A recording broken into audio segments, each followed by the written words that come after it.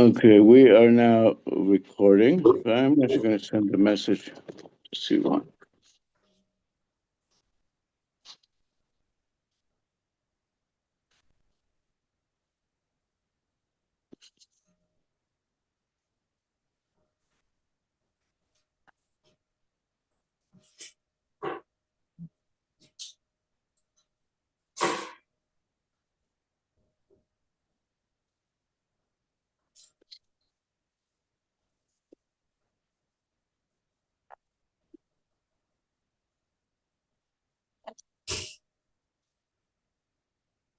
All right.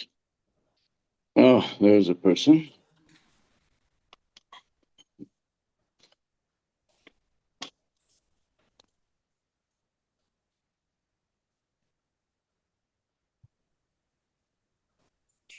Shalom Yaakov. I'm glad to see you there. You?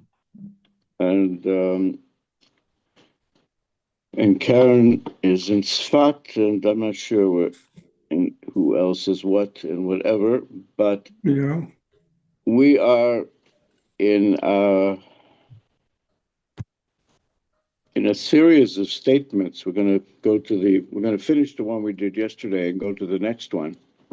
And it's they're really, I mean, for me they're very fascinating. I don't think I knew some of them a little bit, and a few of them well, but not the whole sequence and the context, and it really helps.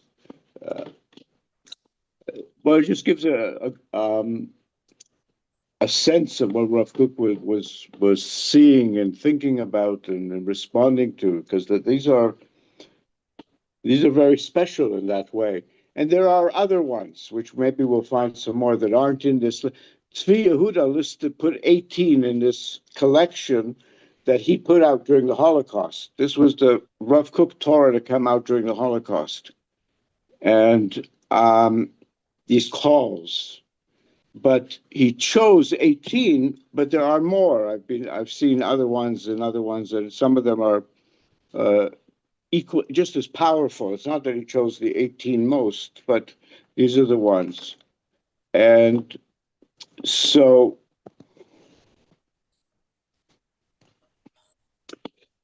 let's enter them. We're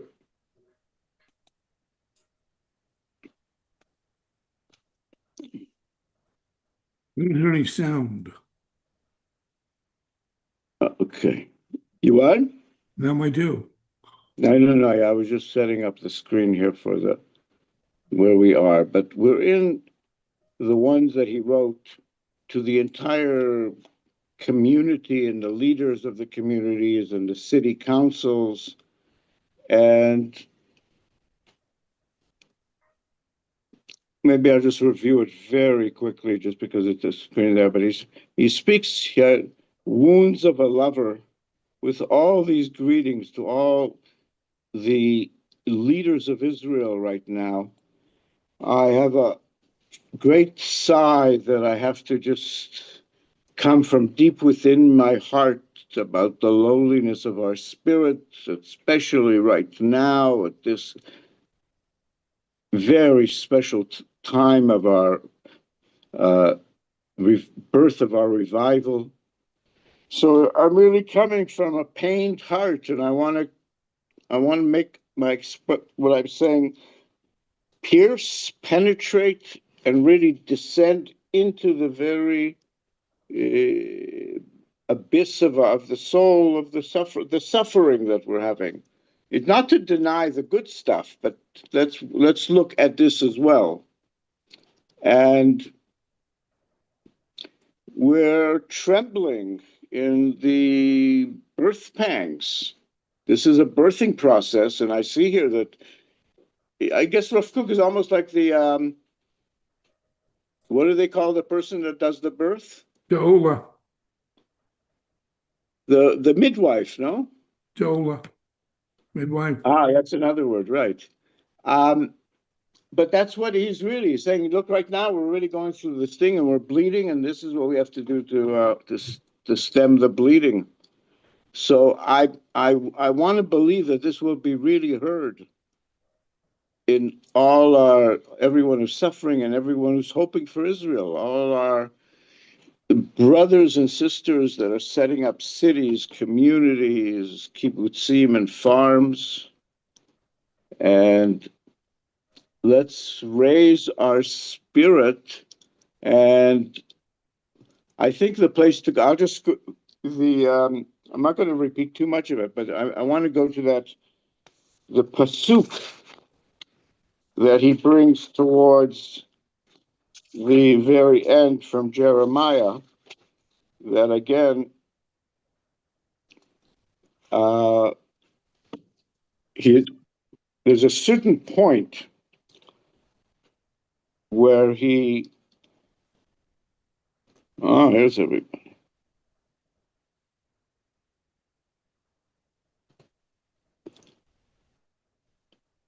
Okay. Oh, yay, hooray. Nice to see you as everyone, because. And and to enter, Rav Kook's understanding is always, uh, it, you know. All right.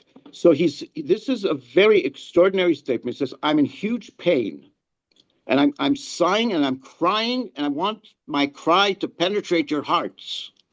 Listen to me, all you Jewish leaders who are setting up the country here, and you're building cities and farms and kibbutzim and moshavot. He says that specifically to all of you. Shuvu panim, shuvu aruach chamenu el Torat Eloheinu tzur Israel v'goalo. And keep the Shabbat. Don't desecrate the Shabbat. And all this frivolity and European copying Europe. Is that all we're here for? Is just to copy Europe? No, we're here to do something very special, the Israel way, and not to. Is there nothing lacking for us in these days except chasing after dances and revelry? That's the only thing we're missing.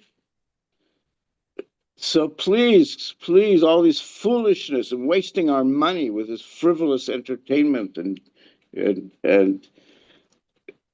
I mean, fortunately, frivolous entertainment does not make a lot of money anymore. But I guess at that time it used to.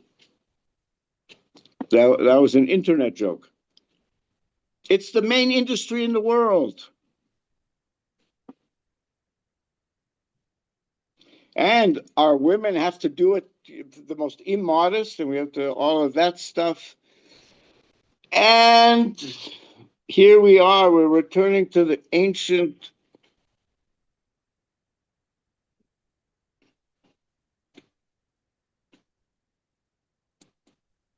computer, sorry, ancient land that can't stand this thing. So what we're going to like dig up? Wait, where did you go?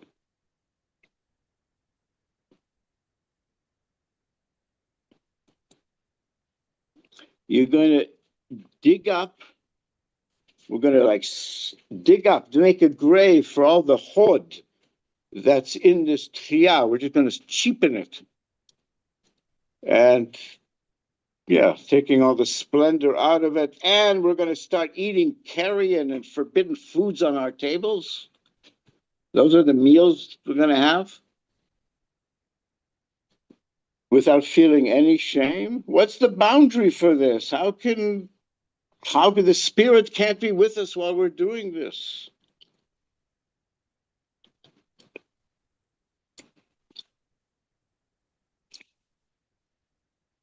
And we have to understand that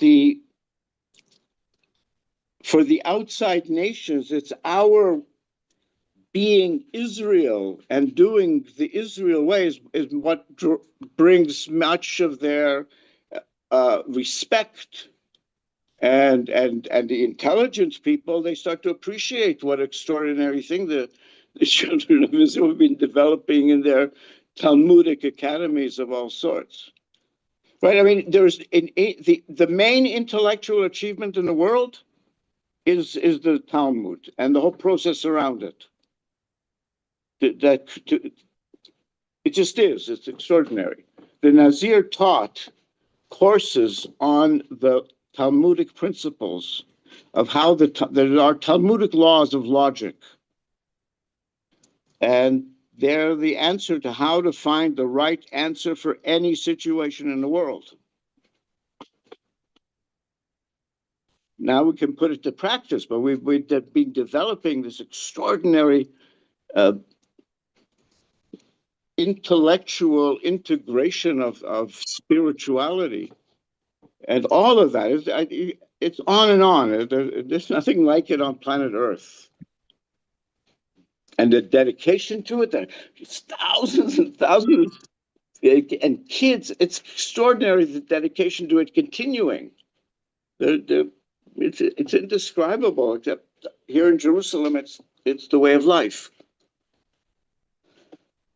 And because here we are, we're in our revival, because the word of God is with us. God is now moving us.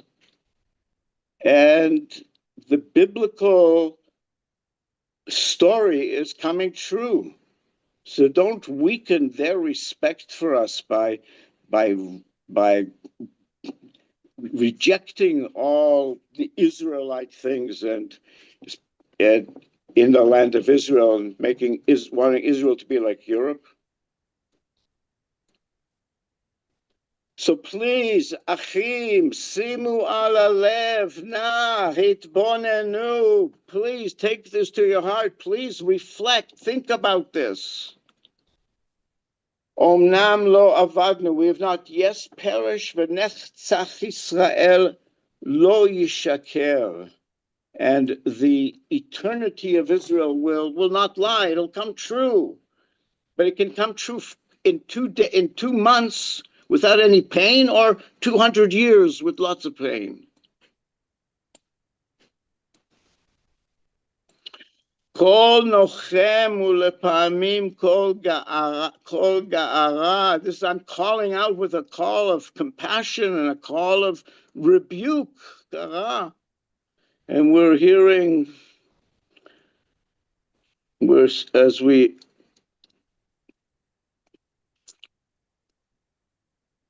let's just.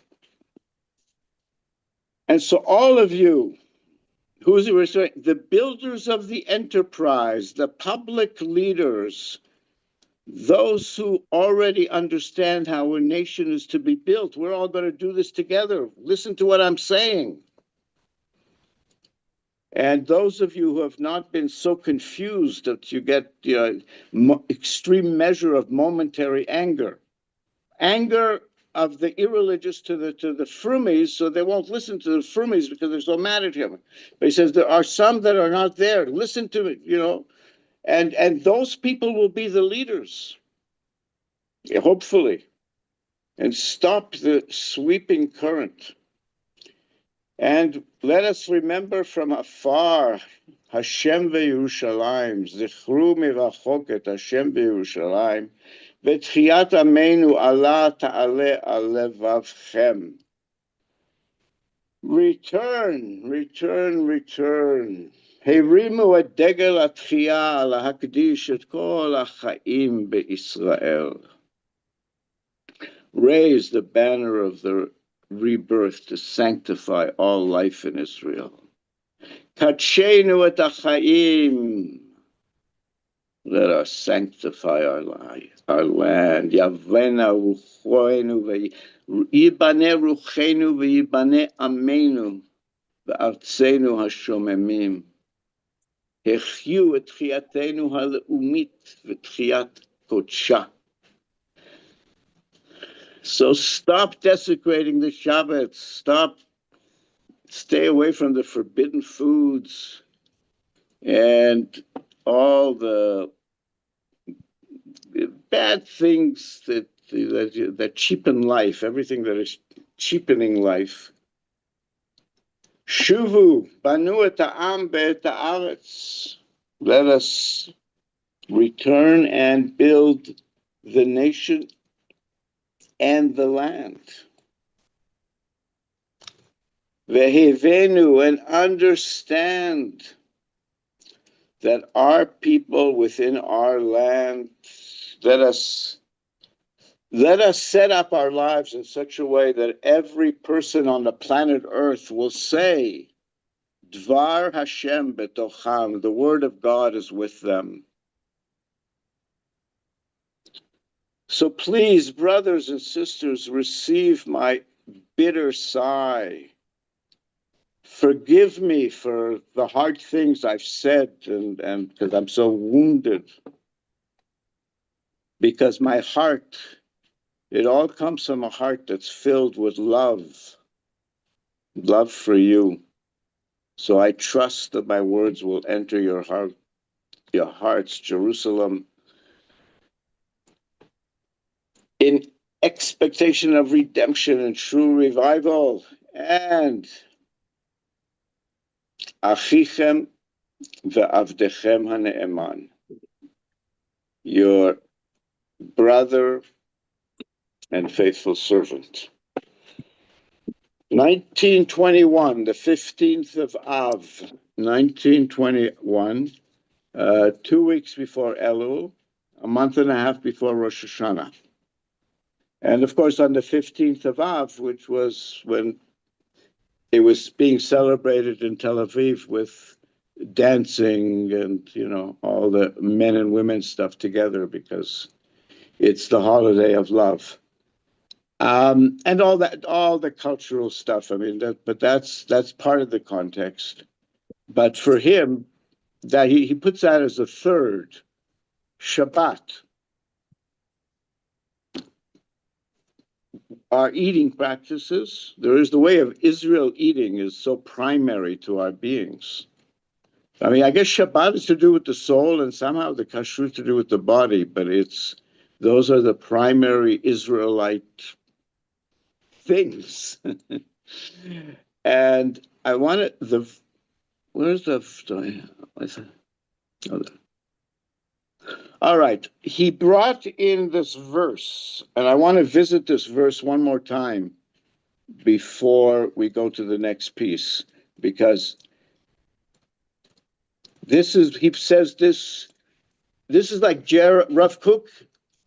If Jeremiah was coming down now, this is what he'd say, and Rav Kook is saying it. And this is the verse he quotes in the letter. Tnu la'Adonai Elohechem kavod. Give respect for Adonai Elohechem.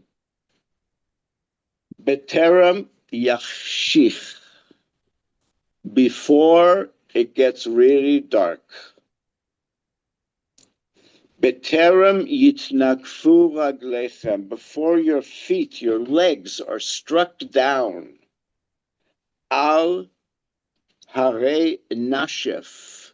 On these mountains in the shadow, in the shade, in the shadow, in the darkness. V'kivitem, and you went to those mountains of the darkness looking for light. V'kivitem le'or, v'sama le'tzal mavet.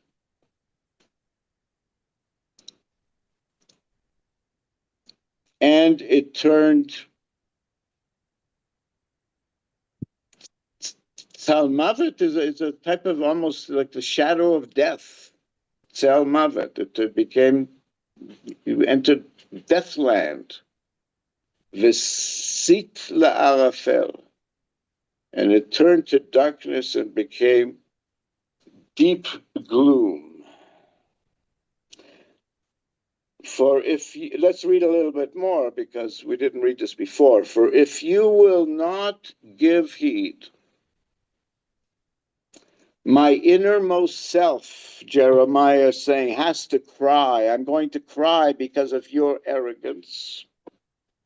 My eyes must stream and flow with copious tears because God's flock is taken captive.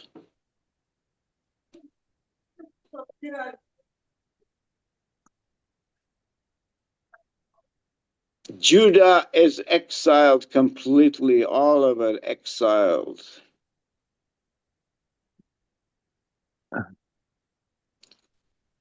And he goes on, shall not, here's where shall not pangs seize you like a woman in childbirth? And so then you ask, why have these things befallen me? It's because of your great iniquity that your skirts are lifted up, your limbs exposed. Okay, this is definitely what he was talking about. And so I will scatter you like straws that flies before, Joel, I think you have to mute, before the desert wind.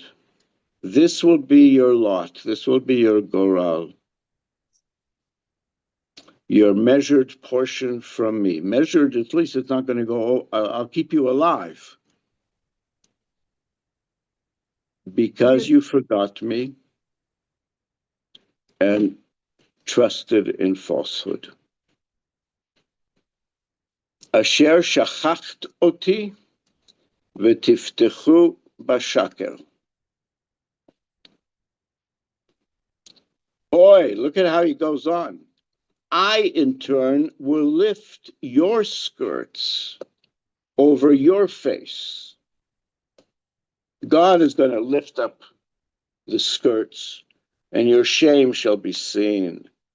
I behold your adulteries, your lustful neighing, your unbridled depravity, your vile acts on the hills of the countryside. Okay, Rav Kook is filtering this and softening it. But this is what he is moved. He's woe to you, Yerushalayim, oy lach Yerushalayim, lo titari acharei matai od, oy for you, Jerusalem, who will not be pure. How much longer is it going to be like this? That's the chapter in Jeremiah. So I really want to bless us that Am Yisrael, first of all, it's such a great blessing that we have Nevi'im who can connect us to the divinity and the reality and to reality. And may we be blessed to be able to, because Rav Kook was much gentler, because Jeremiah, they were leaving Israel. They were going into exile. Rav Kook is now we're coming back, and let's not do what got us into exile last time, and so on. So all of that is within him as he's writing these words. So may we be blessed to be able to hear his extraordinary clarity and understanding and real knowledge of the divine will and the Torah, so that we can truly fulfill the divine will and do the Torah in the Torah Elyonah, because Rav Kook says there's a higher Torah and a lower Torah, and if we're stuck in the lower Torah, we're in big trouble. And his teachings are a gate in what they're the expression of the higher Torah. So may we be blessed to have the higher Torah widely known in the entire planet Earth. B'mheira b'yameinu v'nomar. Amen v'amen. All right. So now what does he do? What's the next one? Amen.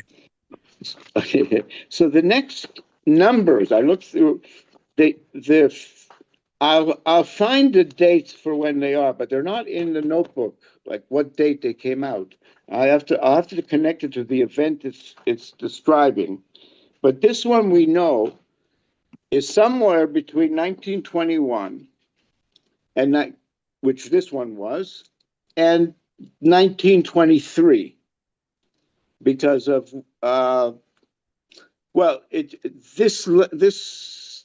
it was written like 1922, and it's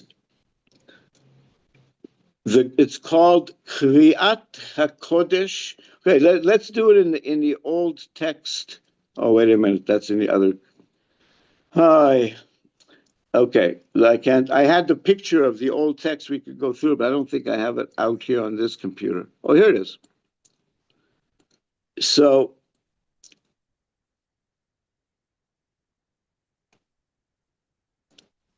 yeah, that's how he signs the last one. Achichem ve'avdechem ha'ne'eman.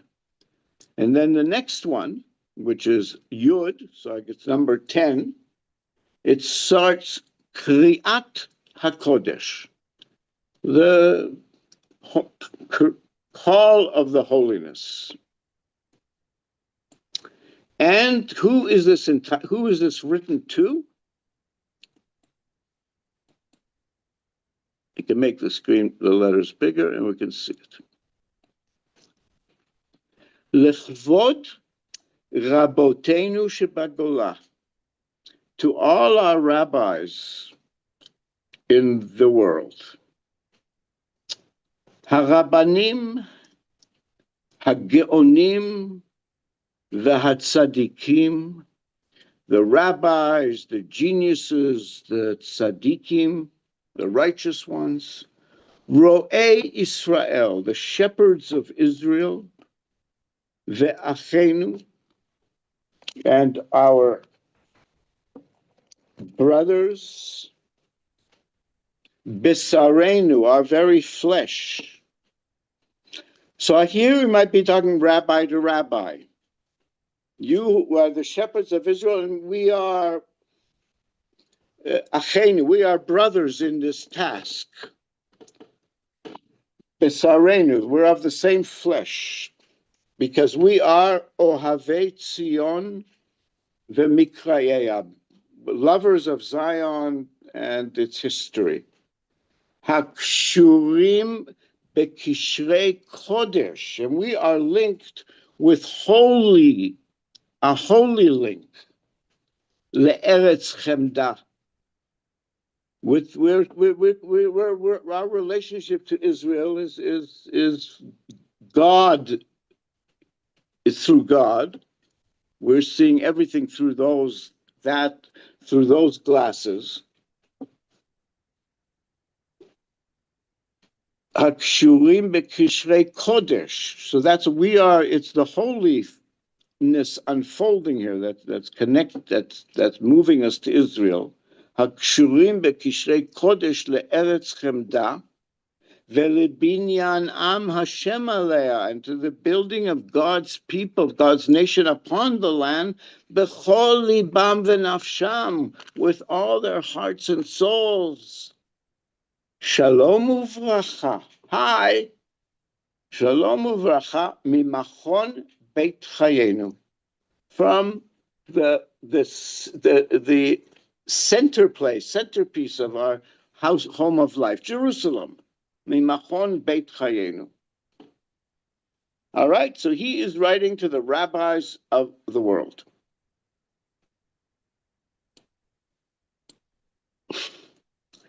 So the machine, of course. I found.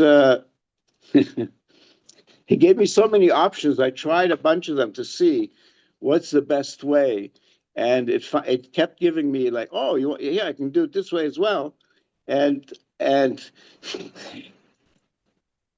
I think we'll go with this one. This is a side by side Hebrew English, and now then it also gives other ones later that they put them in boxes, and then you could also have it menukad if I wanted to have the vowel points. And I did that for the first few, but the process was too long in that time because they were asking me piece by piece within it. It's a long piece. But it kept saying here, oh, okay, do you want me to give it to you like this one? So, but this is, I think, probably the best way to read through it because it's Hebrew English, and I have the text in front of me to catch the spelling errors that the machine has, and especially if they change the meaning. But that's what it is. The Chvod Rabotenu Shebagola, to our honored rabbis, hold on,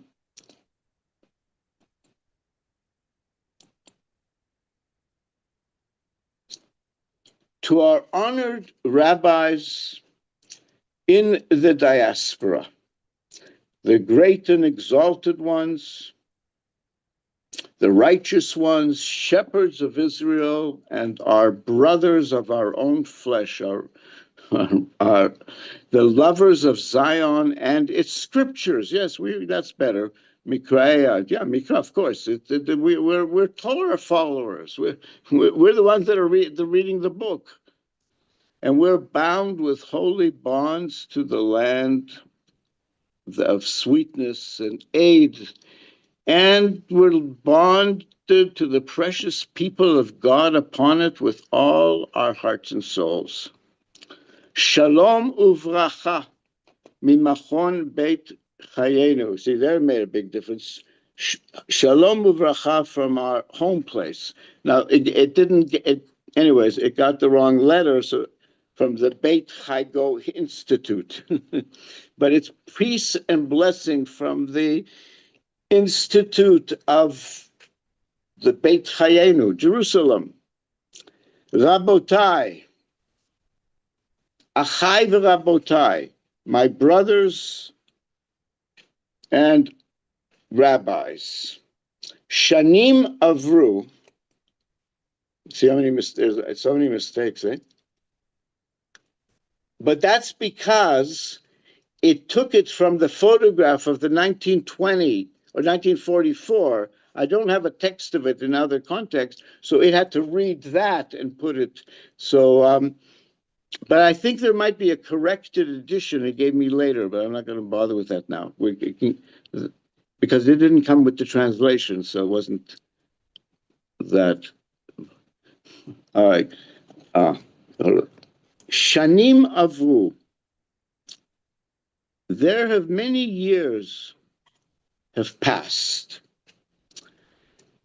Achrei milchemet ha'olam, since the world war, asher kama, that arose, ve'totzaotea shel ha'milchama hamargiza, and the consequences of this,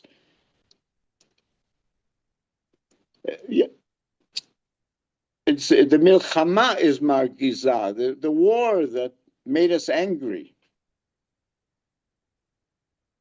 or something. I'm not, but it's something. Yeah, it was like, it was a heavy duty war, but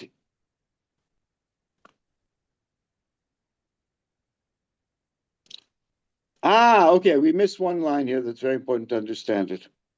In terms of that, it says like this: years have passed since after this world war.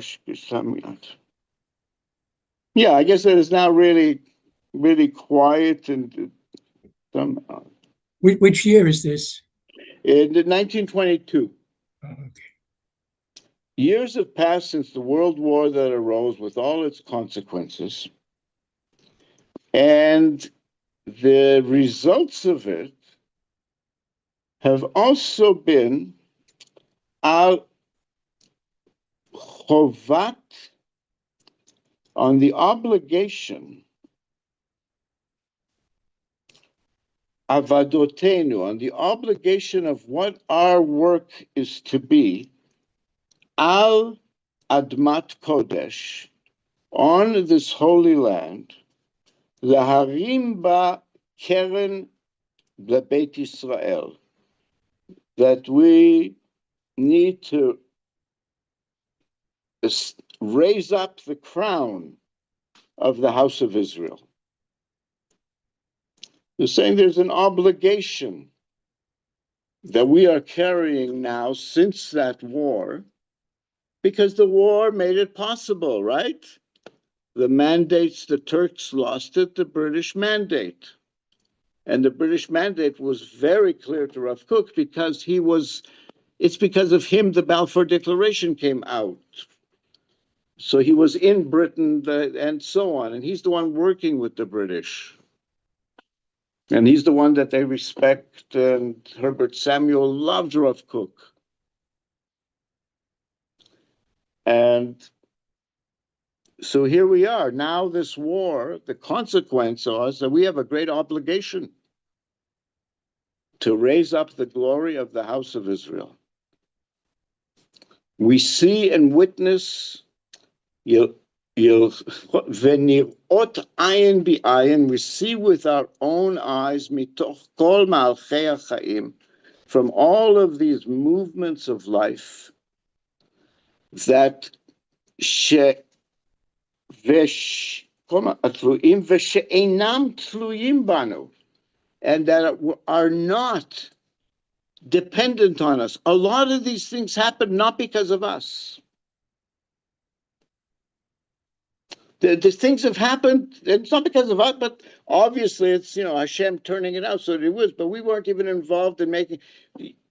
Right, the war between the British and the Turks did not take place because of the Jews. Right, it wasn't any. Yeah, all these things happened, nothing to do with us, but it's how history is happening. So 8 Benot Hagia, the time of building has arrived. Ve'anachnu chayavim la'asot la'Hashem, and we are obligated. This is a Torah obligation now, to do for God kol echad ve'echad lefi kocho, every single one according to their capability. Livnot et haneharsot, to build the ruins, to rebuild the ruins. Velita et haneshamot, and to plant the souls. Asher benachalat avotenu me'olam, that have been the inheritance of our ancestors forever. Wow. This is true. I mean, now I see more the prophetic voice. I never got it. So the other stuff is more the enlightened understander of Torah and reality. But this is he is speaking into history as he wants it to be heard in the entire planet. That's what he said there. It was too bad.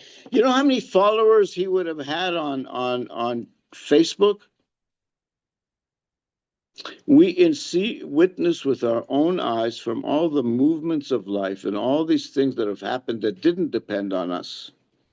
So if great calls are arising,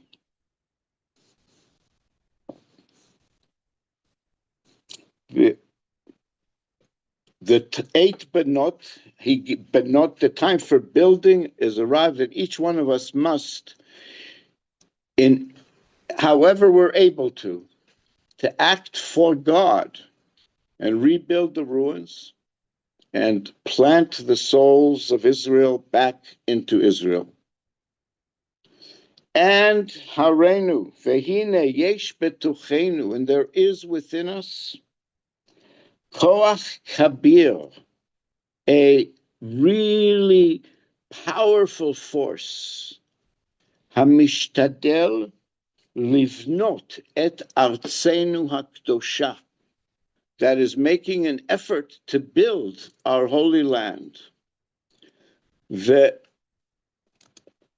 Lo rak be'inyanim achomriim levadam, and not only in the material matters alone. Hayom velo rak be'inyanim achomriim levadam,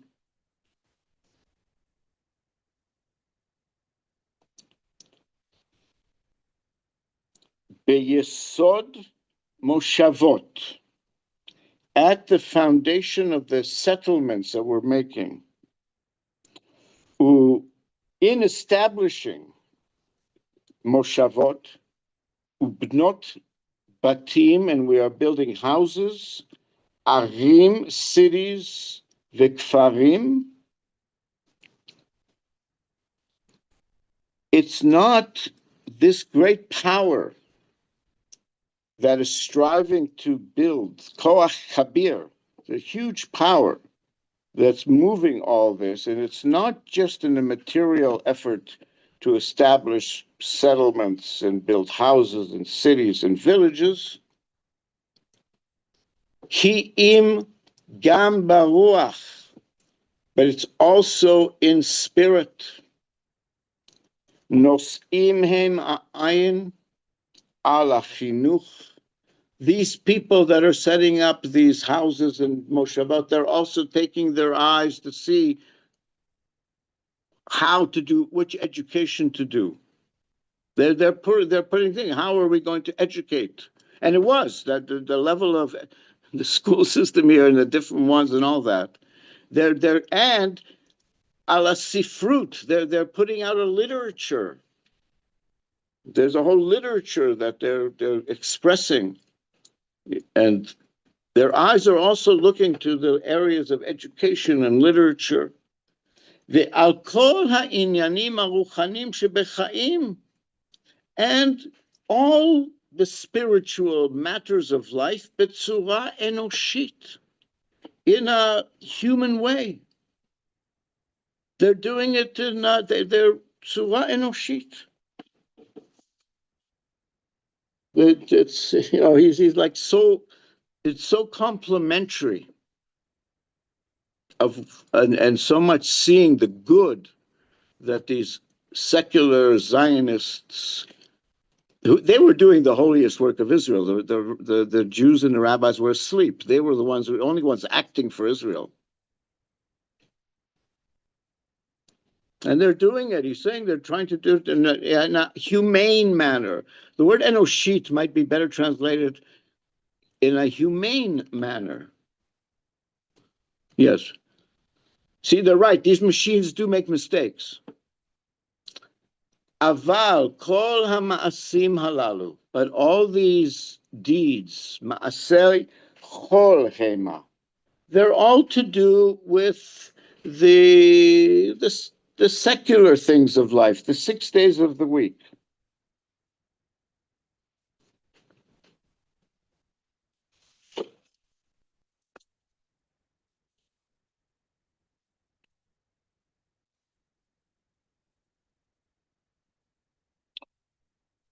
Uberuach chol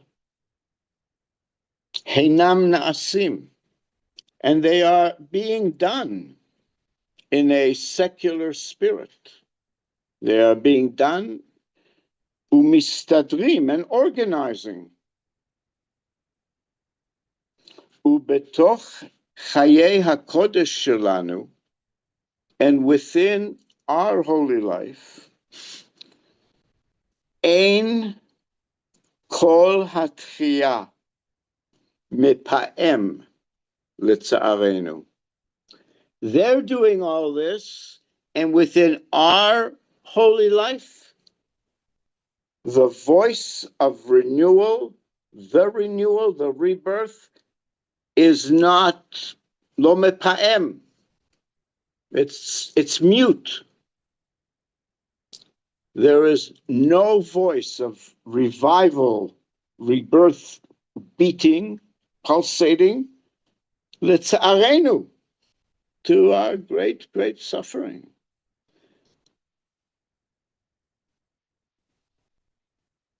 Achein, sure, yesh lanu sridim, we have remnants, shards of otzarot kodesh rabim, of many treasures of holiness be'eretz Israel, ubichlal, in all of Eretz Israel, and beYerushalayim, Ir HaKodesh bifrat, is particular. What do we have? Chadarim, rooms, ve'yeshivot, and yeshivot. Chashuvim ukdoshim me'od, and they are, of course, very important and holy. כדרך שהיה לנו בימי קדם, the way we had it in the generations before. לפני ההתעוררות הגדולה, before this great awakening that we're now having. So they got rooms and buildings of holiness, while the seculars are farms, cities, villages, businesses, and they haven't changed at all because of this great awakening. They're just doing the same. They're not seeing it. Before this great awakening, shall ruach hatchiyah asher le'umah, this voice, the spirit of renewal that is among the nation, v'chafetz, and this desire, bebinyan ha'am mechudash, and the desire to rebuild a renewed people.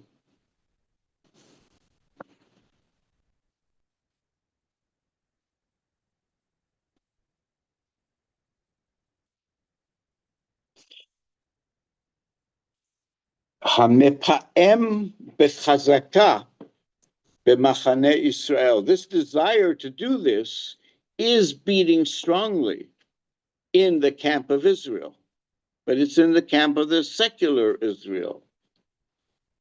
But okay, no. This whole thing, the ancient days, there was a great desire, the awakening to rebuild the renewed people. That beats strongly in all of Israel. Everybody feels. We put it in our prayers and all that. Aval haruach hachodshi, this new spirit that's now chefetz yitchadshut hachaim letriyat ha'am, the desire for renewal of life in order for the renewal of the revival of the nation, holechu b'mesilotav, it's all going on a path, akol b'derech chol, entirely in a secular way. V'derech hakodesh hi ne'ezevet, and the holy way is being left, abandoned. His ne'ezevet lehergel והתרשלות ולפעולות כאלה. I think what he's saying there, the holy path is abandoning. It's like while this, I think these things are becoming habitualized, the secular ways and the negligence of the holiness. And the path of holiness is abandoned, and instead, hergel and hitrashlut and actions like that, asher rak berov ometz, it's only with great courage or strength, heinam amalim, they are laboring to maintain lahachzik et hakayam mi'az. I think he's speaking here about the religious. They're putting a great effort to keep things the way they were. They're really so he's speaking of the path of holiness being habitualized and negligent. The path of holiness is just left aside, and we're just caught in, hergel. This is what we do. So we do. We sanctified habit. If you see some of, I meet a lot of interesting Hasidim and people in different things on that, and their way of doing things, it's like a set dance. That's what they do. They put more effort. They can make sure they can do it that way, the way they've been doing it, and so on, and it's holy and everything. It's, but that's the focus of their spirit, is making sure that they do Shabbos and things the way they're da da da da da.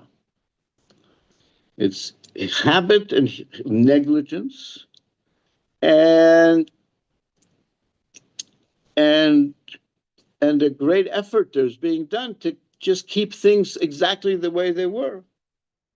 Aval ein lanu adain koach mechudash. But we do not yet have, he's talking to the rabbis, we don't yet have a renewed power, a renewed strength. Oh, I would love to show this one to Zalman. I'm sure he's seen it. But here's Jewish renewal, right? This is Rav Kook making the pitch for Jewish renewal. Ein lanu adain koach mechudash, sheyeh nikar bo ometz, in which creative courage, nikar bo ometz hayetzira bederech hakodesh. We do not yet have a renewed strength that we can see in it, that it'll be recognized that we have ometz hayetzira, the courage, the power of creativity, bederech hakodesh, in how we do the holy. Creative yetzira, asher yit'aleh, which will rise if we're in this ometz hayetzira b'derech hakodesh, if we have the courage, the power of creativity in the holy way. Asher yit'aleh livnot lanu, and if we have this courage, that will rise up and we'll be able to build for ourselves. Livnot lanu letzarchei hakodesh hagdolim, to build ourselves what we need, the needs of the great holiness. We need a great power to bring great holiness, rather than just keep the old stuff just da da da da da. But if we have the courage of creativity, then we'll be able to rise up and do what we need to do in the physical world. Binyanim chadashim, and we can have great new buildings, veyetzirot chadashot, and new creations. Al pi, that will be aligned with hit'orerut hachaya shel chefetz hatchiyah. It'll be aligned with this living awakening for this desire for renewal, this renewed awakening of the desire for renewal. We can do new creations, and talking about what's in the spiritual world, according to the living awakening of the desire for revival, vahitna'arut hachaim. The word stirring is okay, but hitna'arut is also, it contains the word na'ar, which is like a youthfulness. Is it like rejuvenation? That's better, yes. Hitna'arut hachaim, this rejuvenation of life, asher le'umah, that's now the nation is happening. Wow. I'm blown away, because I don't think I realized how he spoke to the moment, in the moment. People think a lot of his stuff came out later, so that's when people start to learn it. But he was in an active conversation with Israel and its leaders and its people throughout his life, and especially when he became chief rabbi of Jerusalem and Israel, he took it seriously. So we have to now develop a spiritual renewal. You see, it even talks to me. All right, now let's continue this in section 2. All right. And behold, yesh. Oh, wait a minute. This one is my mistake. Don't blame the machine. It's a copy of the same one. I must have pressed the copy button twice. I hope it forgives me.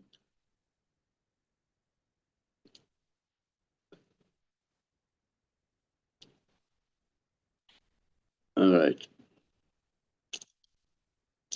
All right, here's the next one. So therefore, Kriyat HaKodesh, this holy call,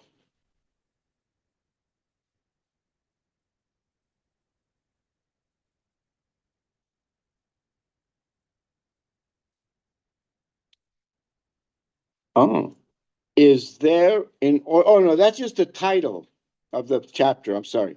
But the words are this rejuvenation that is going on that to the nation.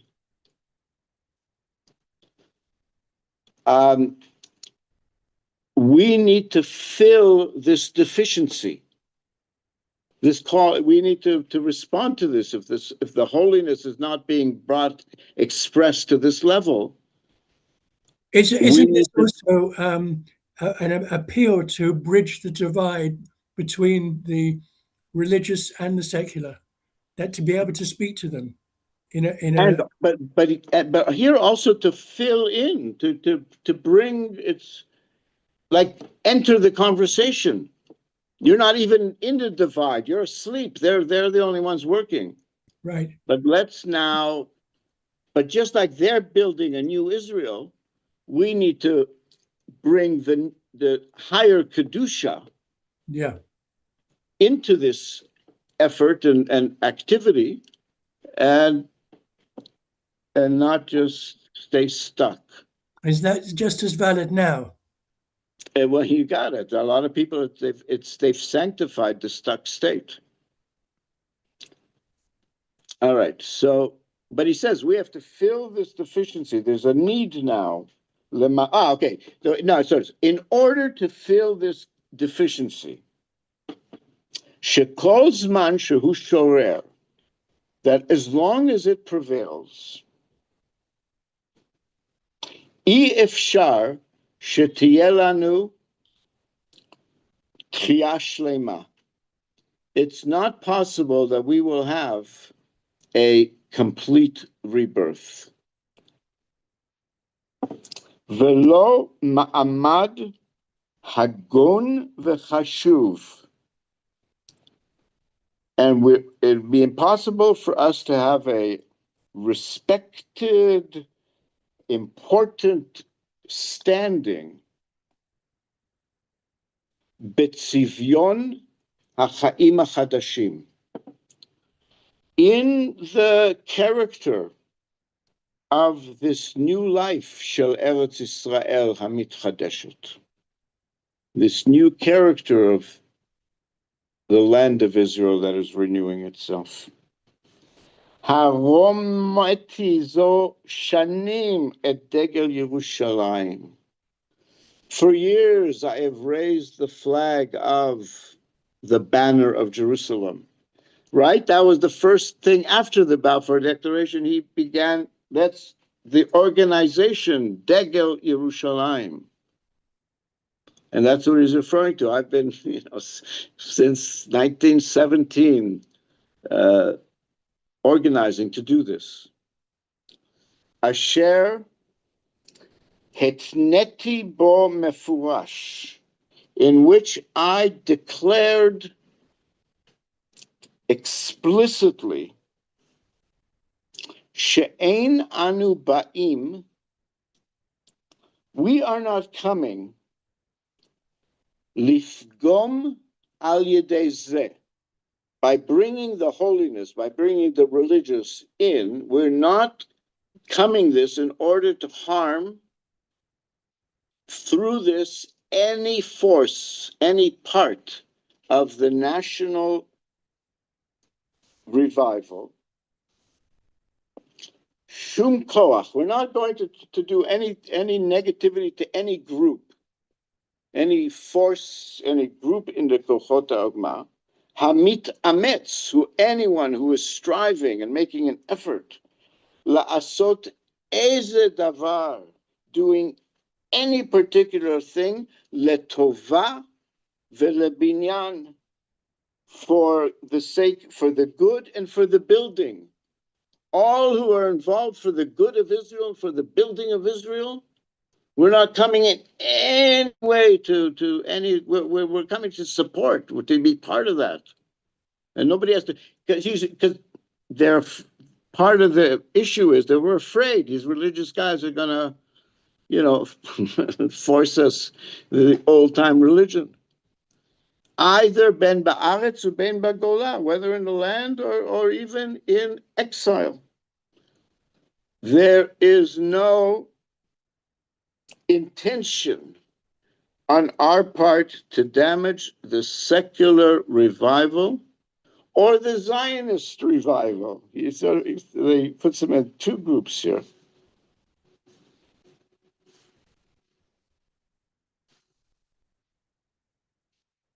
Bein ba'aretz, bein begola, whether in the land or outside. Yeah, we're not trying to in any way damage the secular revival or the Zionist revival that is shehi nosat et tigla. That's its misreading, that they are raising that banner. We're not trying to take their banner down. We're trying to raise our banner along with the Zionist and the secular banner.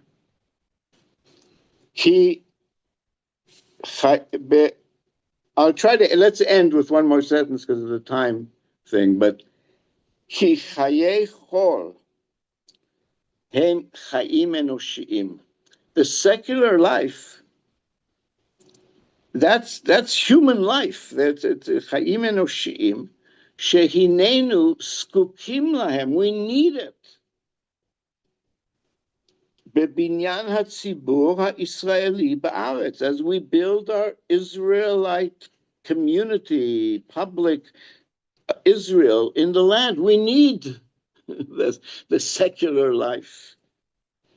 V'kal v'chomer, and even more so, she'ein anu ta'amulato shel hamizrachi mitoch hatzionut. We're not trying to take over. There was the Mizrahi movement, was a religious movement that was within the Zionists, but they were like sort of, it wasn't such a strong thing. But Rav Kook said, "Don't worry, we're not in any way. You can keep doing the way you're doing it."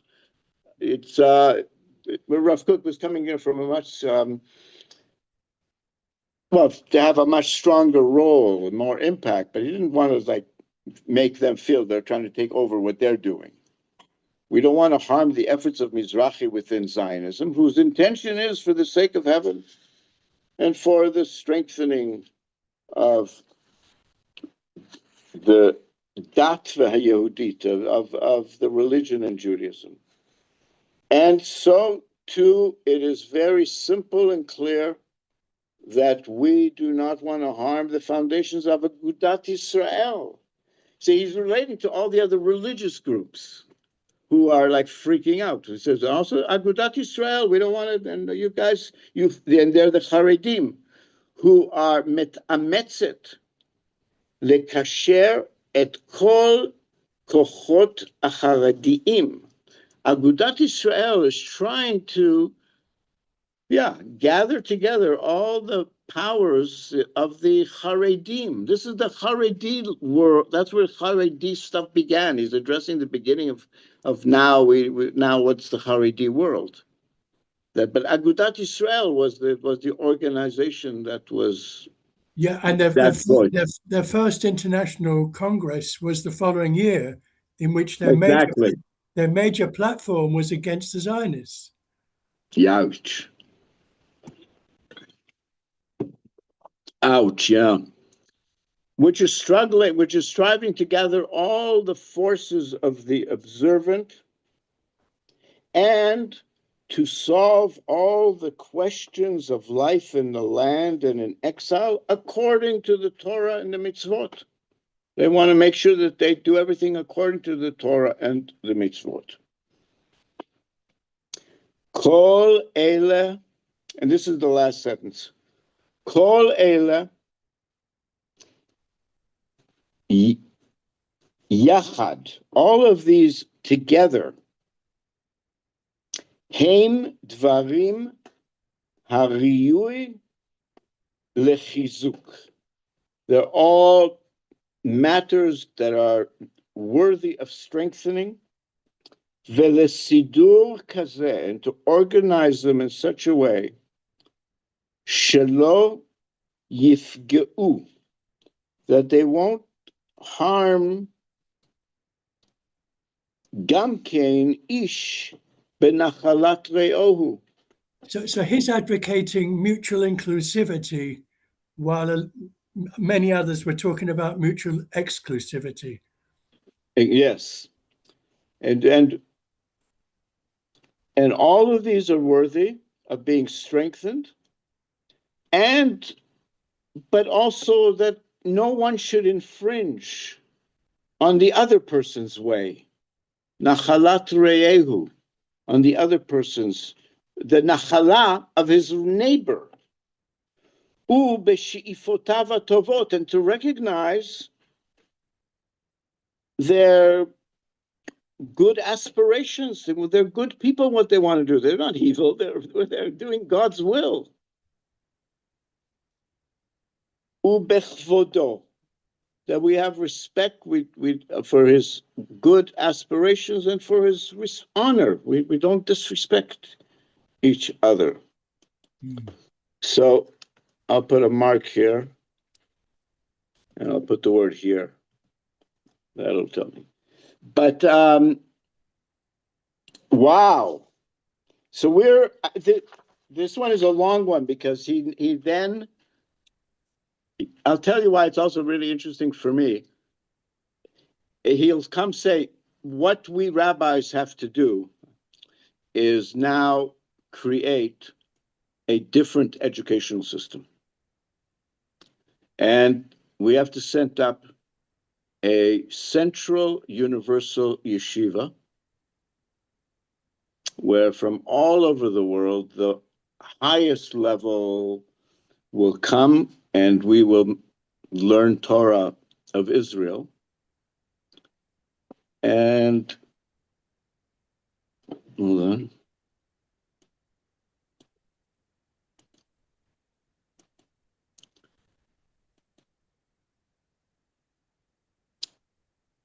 And a year later, opened the Central Universal Yeshiva, also known as Merkaz Orav, where, you know, I spend time, and it's such an extraordinary place. I can't tell you what it's like to be there every Shabbat. I meet people from all over the world and all sorts, and that's just fun, you know. But that's what Rav Kook's saying. We have to create a center for Torah creativity that will be the Torah of Israel and not the higher Torah. And it's very clear that he can say this because he was an expressor of it. This isn't something that anyone can say. So we were very blessed. We really, really, really were blessed to have. Well, it's a gift from God for history, because it was necessary. We couldn't have. Israel couldn't come about without somebody doing exactly what Rav Kook did. So did he have to go from Yaffo to Yerushalayim to really manifest what he wanted? Because in Yaffo, it was more. It wasn't. He wasn't in a position of leadership on that level. He was to have his jurisdiction, his area, and his thing, and it was like, you know, it was his first. Yeah, he was just becoming friends with everybody. There's a number of visiting of the Moshavim, and his writings they're beautiful because you feel like he's like, oh, wow, he's coming alive as the land of Israel is coming alive. His writing becomes poetic in a different level. The type of his writing goes, it goes beyond logic and precision and becomes poetic and highly spiritualized. Some of it. Now, he also does everything else that he needs to, but that's where his spirit really came alive. And in those Yaffo years, he could really let it happen without, nobody around. He could be free to do that.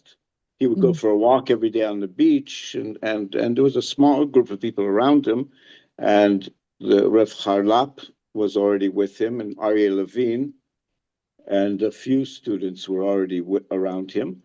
And his father-in-law passed away in 1905. He was just there for a year. That would be if his father-in-law had become the chief rabbi of Yerushalayim, the way he was supposed to be the inheritor of Rev Salan's position, but he died young before the chief rabbi.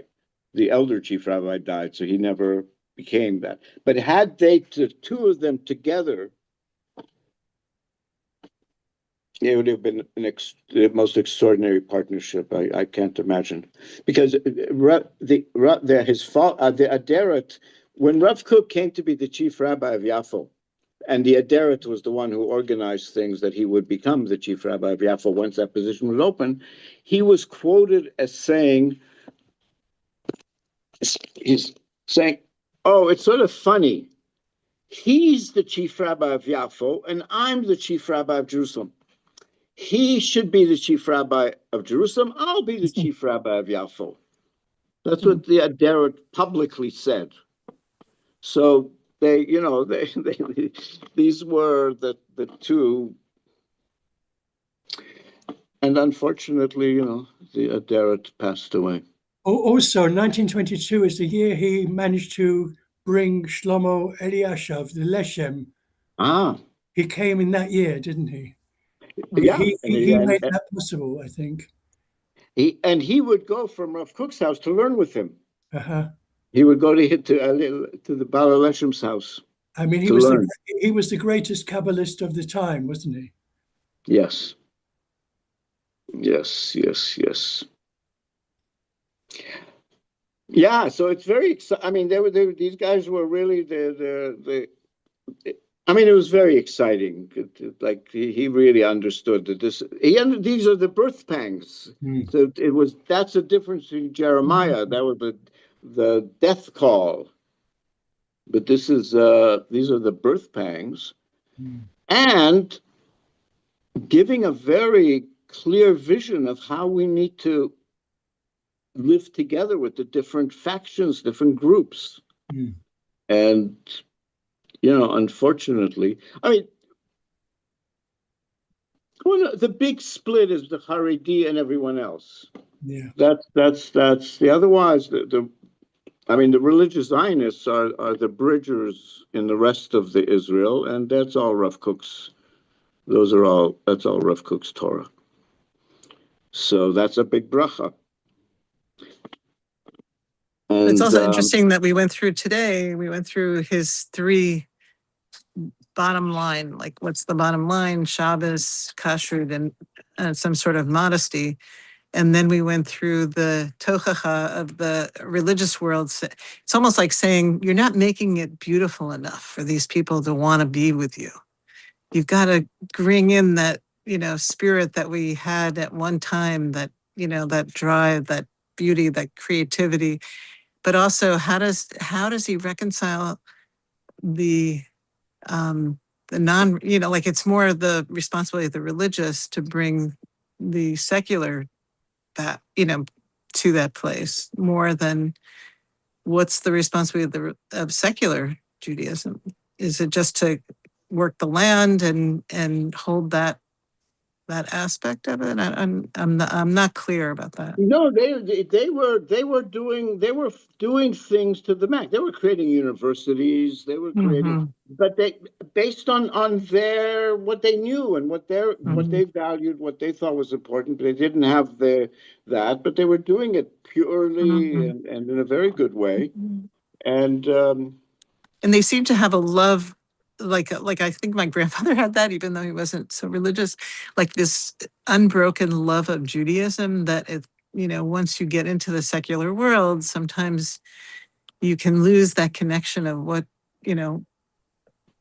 wanting to be Jewish no matter what, like through all the hardship, he loved being Jewish, even though he went through the pogroms, I'm and I was like always amazed by that you can go through such trauma, your parents also, and you could still love being a Jew and love aspects of Judaism that you want to hold to. See, what moved me was wanting to understand why did they do that to my parents? And then when I started to learn Torah and saw that this is the culture, the battle of light versus darkness planetarily,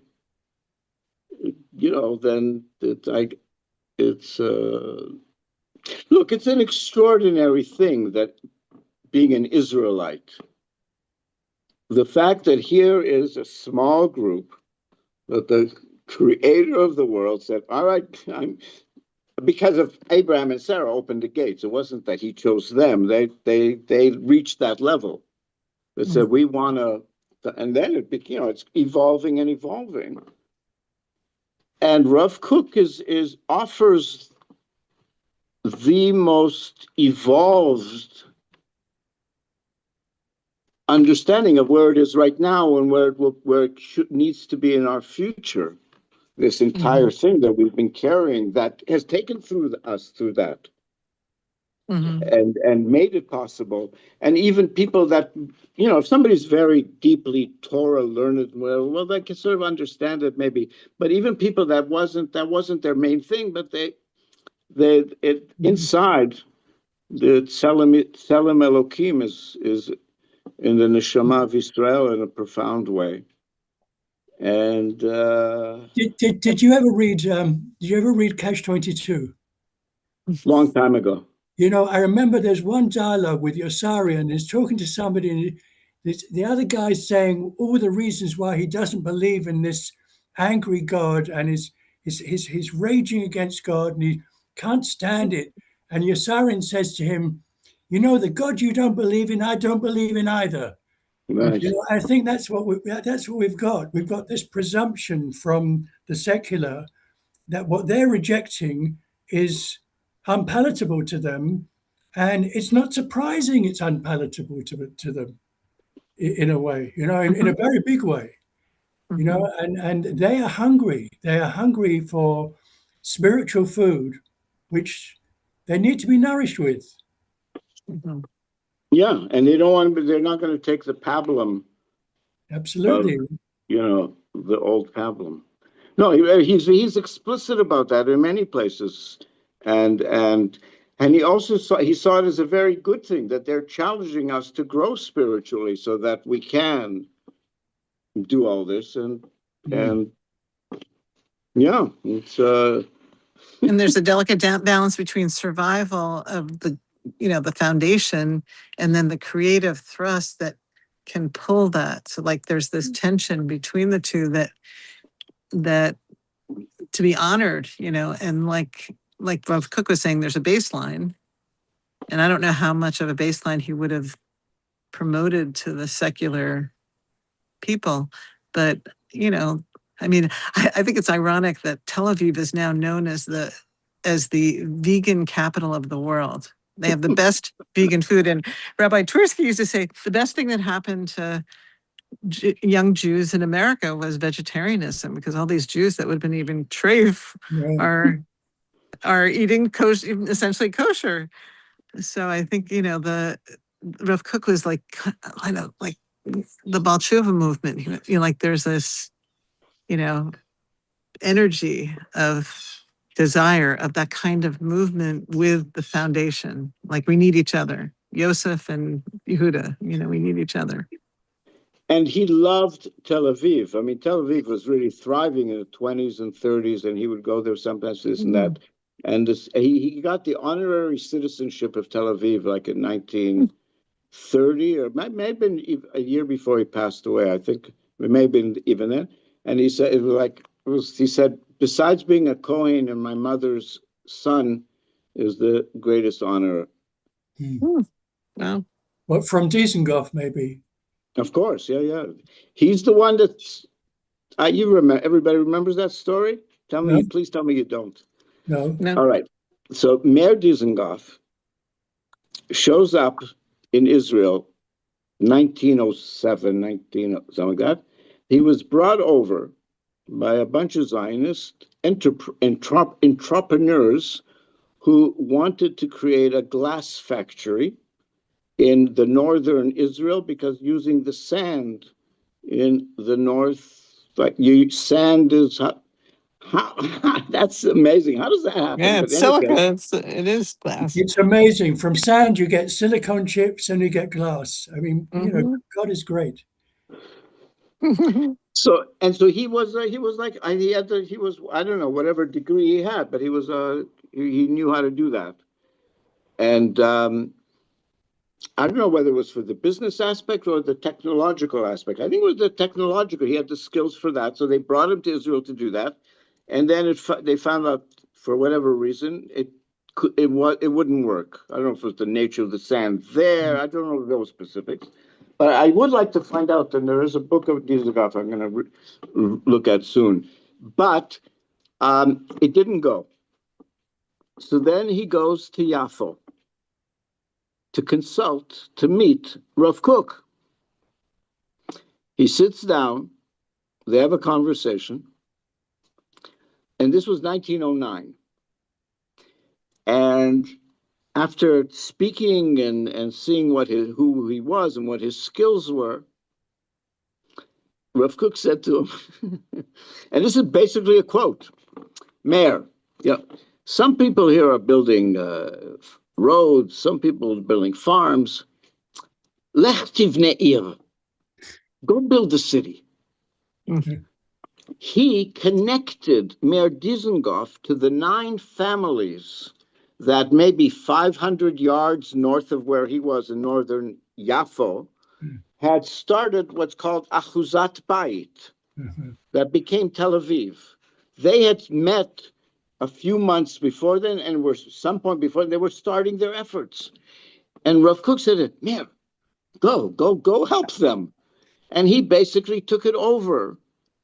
And until he died as the mayor of he built Tel Aviv.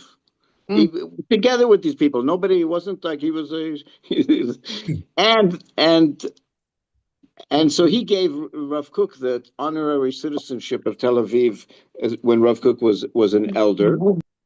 And the picture we have up, the big one, it's unfortunate in the hall, I want to put it up somewhere else, at Beit Rav Kook, that we got last year, was the picture of Rav Kook that was in Mayor Dizengoff's office for decades and decades and decades.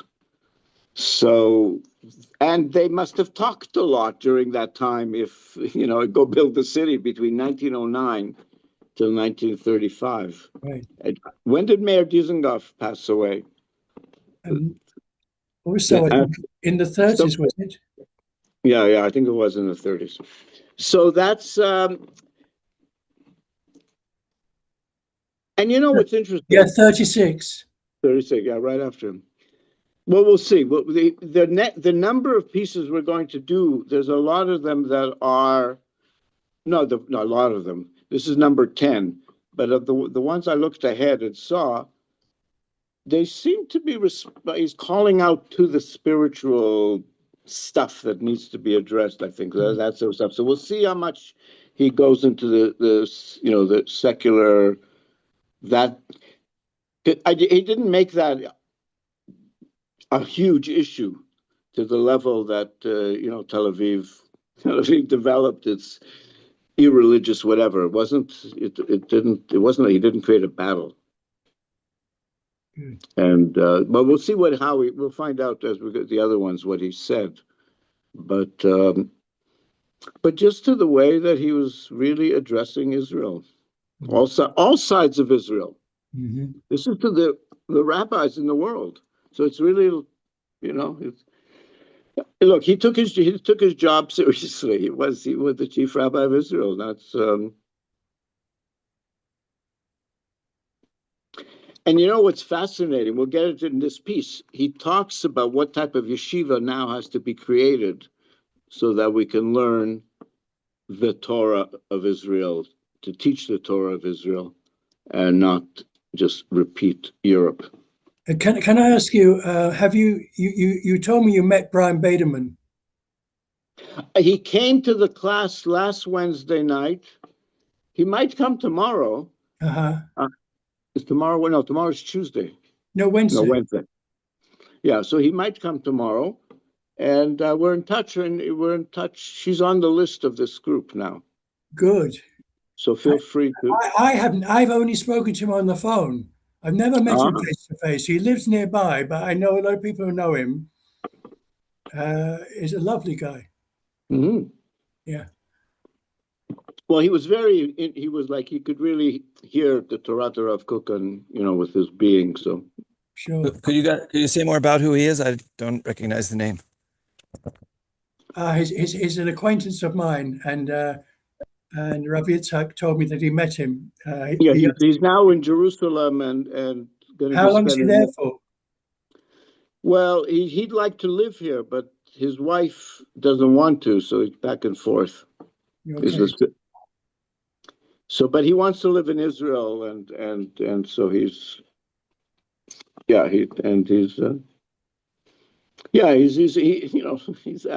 was very I could just feel by the way he was hearing it that it was a soul resonant with this. Yes, is what they called. I could tell it's a git in the shumer. Yeah. This is wonderful today. Wonderful class. Well, these are fascinating pieces. This is really a whole other, because everything else we've learned in various parts is Rav Kook, his insights, illuminations in his room by himself. But we have to translate that into how is it relevant for us in our time, in what we have to do to the whole world. Isn't it? It's not just to the Jewish people, but for the whole world. How are we going to be that light to the nations? 1,000%. Yeah, it says that's very much so. That's really, really true. Yeah. Yeah. Listen, thank God though, because there's no other. As I've said so many times, there was no other person who could do what he did, because there was nobody on that level. He had to be on such a huge level of illumination, and knowing God's Torah, knowing God through the Torah. I mean, all of that.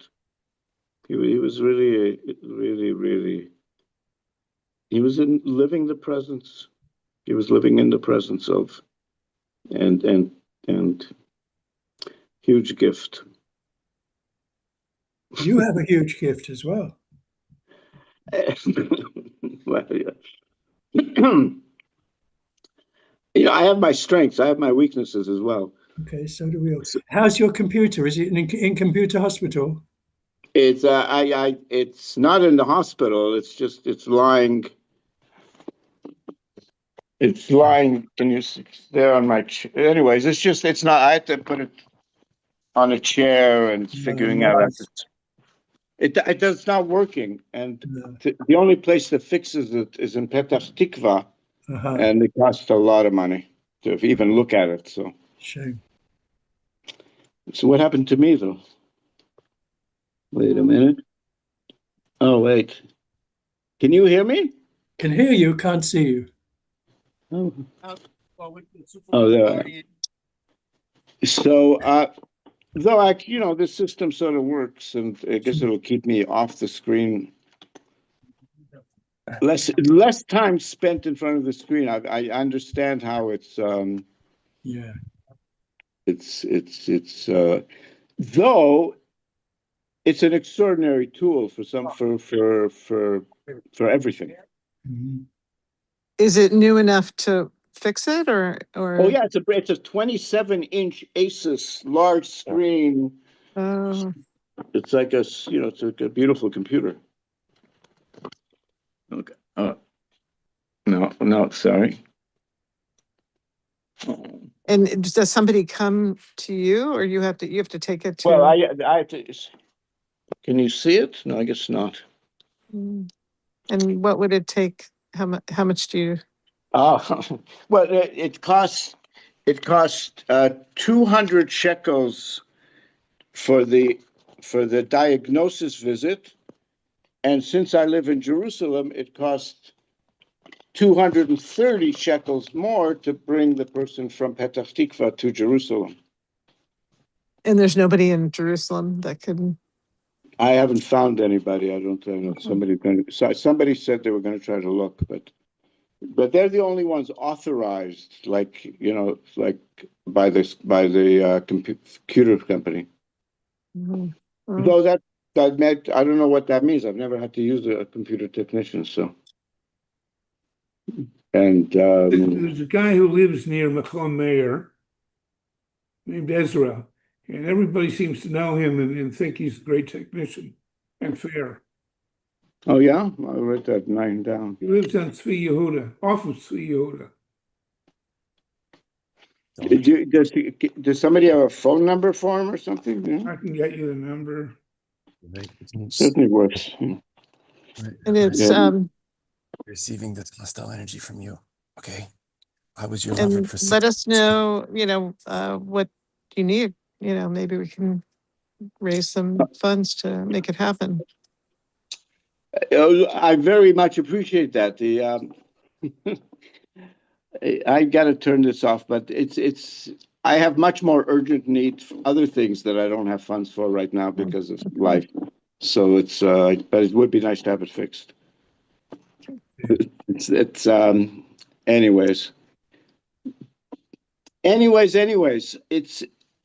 Look, I very much appreciate this opportunity to go this deeply and consistently into these Torahs because you see what they are, so you can understand why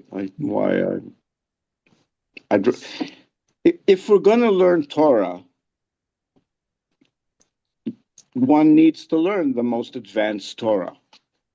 There's no, that's the whole point of that. And Rav Kook, it really offers, it's like light years. It was like the jump that he made because of the reality of coming to Israel. Mm. He was really like. I have a number. And the Chafetz Chaim, that's the other thing that people, it's a Chafetz Chaim, 1923, 1888, Rav Kook was 23 years old. He's the one said, you have to go be the next leader of Israel, out. I have a number and an address. Oh, good. Can we do it the old-fashioned way? If you read it, I'll write it. I'll read it. Are you allowed to do that still? Please forgive us. It's old-fashioned. Okay, hold on. 052. Thank you. Say it again, please. Okay, what's his name? Ezra Shapiro. Oh, here, Brian Baderman's, Nachum, Brian Baderman is coming into the class. Oh, great. Drashat Shalom, though. Well, you know, stay there. Brian. Brian Bader. Brian, you just came in, right? I did, yeah. So put your camera a little bit more on your face. And please say hello to Nachum Nigel Shaw. Shalom, Brian, from Golders Green. How are you doing? I recognize you. Yeah, and now I recognize you as well. Maybe when you're back in London, let's get together. Well, when I'm back is if I'm back. Yeah, okay. Oh, sure. and if you stay, I'll see you there, Bezrat Hashem. Okay. All right. With great pleasure. Good to see you. Please God, it works out for you. Please God. Stay, Thank you. stay. Better you stay. Indeed. I agree with that. I agree with that. Good, good, good. Wonderful. Oh, good. All right. Yeah. So when I met you, Brian, I was thinking, oh, I wonder if he knows Nachum. We finished our class. We're just ending in terms of that. Right. Okay. I just thought I'd make a quick appearance. I got caught up in something else. I'm very sorry. I couldn't make it. That's fine, but I'm glad to see you, and I'm glad because with not there's a few people have already left, but we were just having Right. final Okay. just talk. But hopefully tomorrow I do the 7 o'clock shiur from Beit Rav Kook, and then at 8 o'clock we do the live learning at Beit Rav. So you're welcome for both. Is it tomorrow tomorrow is Wednesday? Was it on Wednesday last week I was there? Wednesday, 8 p.m. Wednesday, 8 p.m. Okay. At Beit Rav. And the 7 o'clock Zoom shiur I do from Rav Kook's house. Okay. Before it. Okay. I'm with you. Okay. Well, I'm sorry not to have made up the numbers this evening. More importantly, I'm sorry not to have benefited from it, but I appreciate. Well, you'll be interested. I'll tell you what we've been learning when we have a chance, but these are fascinating pieces that are historically extraordinary and they're not well known, and I'm just discovering them. This wasn't a text I particularly knew. Great. So they're really quite amazing. I'll be happy to tell you about it. I look forward to that. Okay. Thank you very much. Okay. Thank you very much. Okay. Yaakov, you were giving me a phone number. Yes, it was. We're actually writing down a number and a name rather than sending it on WhatsApp. Or you can put it in your phone. Remember when we used to do it that way? Yaakov? It's an amazing system. 052. Oops. Now I've lost it. You know, why don't you just WhatsApp me it? So Yeah, okay, I'll do that. these things, I don't know quite how to use them yet. But Amazing inventions. He lives on Degel Ruvain, which is The right. what? He lives at Degel Ruvain, which is right off Tzvi Yehuda. Well, send me his phone number and I'll talk to him. That's the most important. I wanted to add, did you know, we mentioned that the miracles of Hashem, he made something called sand, which covers so much of the world. And we found out that you can make glass from sand, you can make silicone chips from sand, and you can also make solar panels from sand. From silicone, from sand. Wow. Isn't that amazing? Amazing. Yeah. Yeah, no, because we were talking about Dizengoff, who was an expert. I guess he was an engineer or something. And that's probably how he could organize the actual building so much. But all right, in any case, we're signing off at this moment, and lehitraot. Toda rabba. Bye. Bye. Toda rabba.